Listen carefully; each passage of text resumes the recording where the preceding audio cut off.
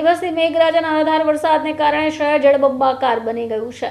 Surat police commissioner ઓફિસમાં CCTV control રૂમમાં એક વિશેષ વોચફુલ આઈ ટીમ બનાવાઈ છે, જે શહેરભરમાં લાગેલા હજારો સીસીટીવી કેમેરાઝ દ્વારા પરિસ્થિતિ પર સતત નજર રાખી રહ્યા છે। 2 દિવસથી મેઘરાજાના અનધાર વરસાદને કારણે શહેર જળબંબાકાર બન્યું છે, ત્યારે રસ્તાઓ પર પણ પાણી ભરાઈ ગયા છે। આ વિકટ પરિસ્થિતિ વચ્ચે સુરત પોલીસે આધુનિક ટેકનોલોજીનો મહત્તમ ઉપયોગ કરી નાગરિકોને મદદ કરવા માટે કમર કસી છે।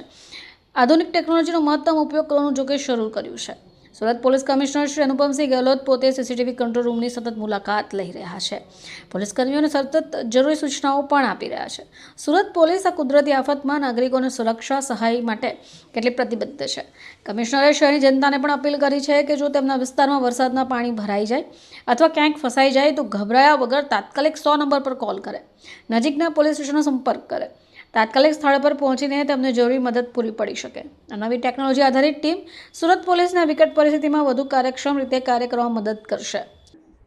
છેલ્લા 2 દિવસથી સુરત શહેરમાં ખૂબ જોરોથી બારિશ થઈ, જેના લીધે જો નીચાણવાળા વિસ્તારમાં પાણી ભરાવાની સમસ્યા આવી જોઈએ। ખાડી વિસ્તાર છે લિંબાયત એરિયાના, ત્યાં પાણી અમુક સોસાયટીઓમાં ભરાવી જોઈએ। સલાબતપુરા વિસ્તાર, વરાછા, સારોલી, સરથાણા, આ બધા વિસ્તારો, મૈદરપુરા, ઘણી બધી વિસ્તારોમાં જો નીચાણવાળા વિસ્તારો હતા ત્યાં ખૂબ જ પાણી ભરાવાના લીધે લોકોના જો મુશ્કેલીઓ પડતી હતી। ટ્રાફિક નિયમનથી લઈને લોકો ઘરોમાં ફસાઈ ગયા હતા। 4 ફીટ જેટલા તક પાણી ભરાયા હતા।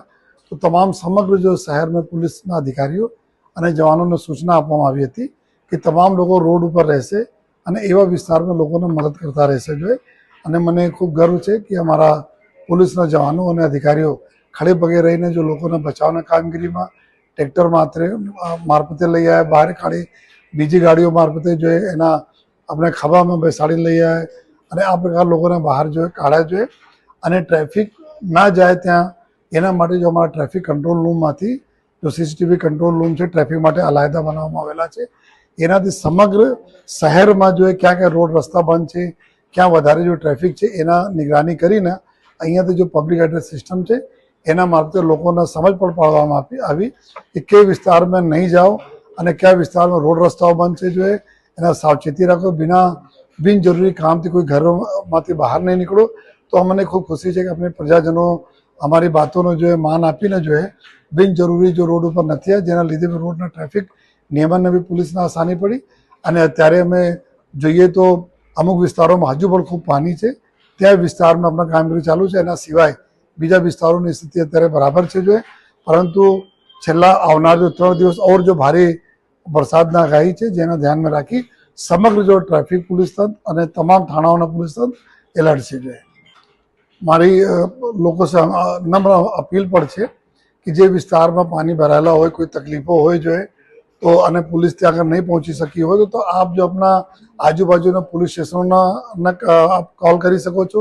100 નંબર ઉપર કોલ કરી શકો, અમારા ટ્રાફિક કંટ્રોલ ઉપર કોલ કરી શકો છો।